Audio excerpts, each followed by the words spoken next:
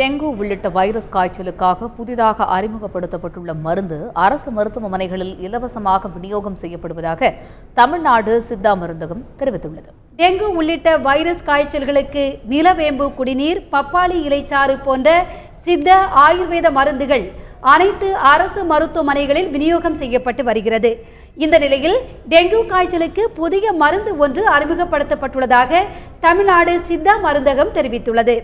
ஆடாதோடை மணப்பாக்கு என்று பெயரிடப்பட்டுள்ள மருந்திற்கு தமிழ்நாடு அரசு அனுமதி அளித்துள்ளது. இதையடுத்து இந்த மருந்து அனைத்து அரசு மருத்துவமனைகளில் இலவசமாக விநியோகம் செய்யப்படுகிறது.